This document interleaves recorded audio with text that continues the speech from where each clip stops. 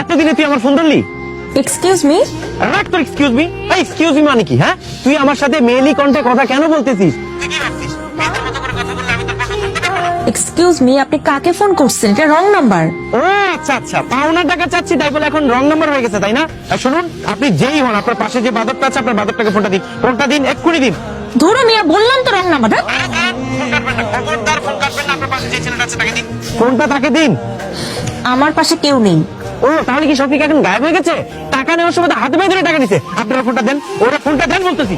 আচ্ছা ভাইয়া, আপনি কাকে ফোন করেছেন? টাকা পান তো? জি আমি টাকা পাই, তাও 1 টাকা 2 টাকা না। তা কত টাকা শুনি? 2500 টাকা পাই। যখন টাকাটা আমার কাছ থেকে নিছে না, হাতে পায়ে ধরে নিছে যে ভাই আমার অনেক বড় বিপদ, টাকাটা প্লিজ আমাকে একটু ধার দে। আর এখন টাকা নেওয়ার পর 6 মাস ধরে তার খোঁজ খবর নাই। আপনি ওরে কষে একটা থাপ্পড় মারেন, থাপ্পড় মেরে বলেন এই মুহূর্তে যেন আমার টাকাটা ফেরত দিয়ে যায়। এখনই বলেন। এখনই দিতে হবে? জি এখন পাঠাতে হবে, এখন মানে এখন। ও, এবার তাহলে আমার কথাটা একটু মনোযোগ দিয়ে শুনুন। আপনি যে সিমে কল করেছেন এটা আমার নাম্বার। তাহলে এতক্ষণ আপনি আমার সাথে কথা বলেন কেন? এই যে 2500 টাকার জন্য একটা মানুষ কি পরিমাণ চাপা চালাতে পারে এটা দেখার জন্য। আমার মনে হয় ছেলেটা তোকে আবার কল দেবে। এই বাদ দে তো, এইসব রং নাম্বার টং নাম্বার নিয়ে না আমার তো মাথা ব্যথা নেই। আরে কি কষ্ট, মানে চিনোস না জানোস না একটা মেয়ের বয়স শুনে তুই প্রেমে পড়ে গেছিস? বিশ্বাস কর দোস্ত, এত সুন্দর গলা আমি জীবনেও শুনিনি। কাজ কর, ওই মেয়ের এখন কল দে। আমি জাস্ট ওর লগে একটু কথা কম দেখবে, 1 মিনিটের ভিতর পুরো ডিটেলস আমি বাইর করে ফেলছি। ফোন দে। পারবি তো? মানে এটা কেমন কথা কস তুই? আর পৃথিবীতে এমন কোন মেয়ে আছে যে আমার সাথে কথা বলার পর তার ঠিকানা দিবে না? জাস্ট আমার সাথে 1 মিনিট কথা বলুক, ওর বাপ দাদার 14 গোষ্ঠীর ঠিকানা আমার দিয়ে দেবে। তুই শুধু ফোন দে।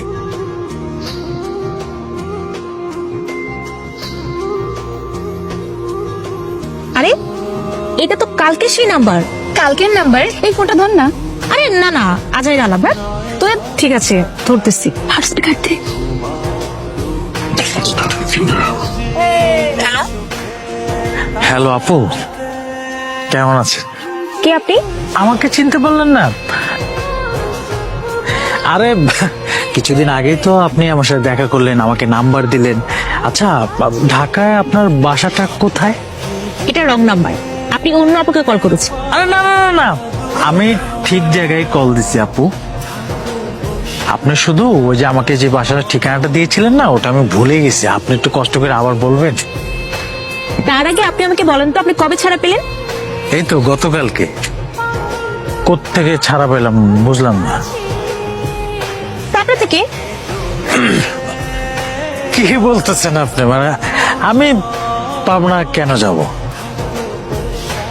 গতকালকে এই নাম্বার থেকে কল আসছে, এক পাগল কল দিয়ে বকবক করছে, মানে রং নাম্বার বলার পরও বিশ্বাস করেনি। আর আজকে আপনি ফোন দিয়ে ঢাকা ঢাকা করতেছে, মানে আপনি কি পাগল?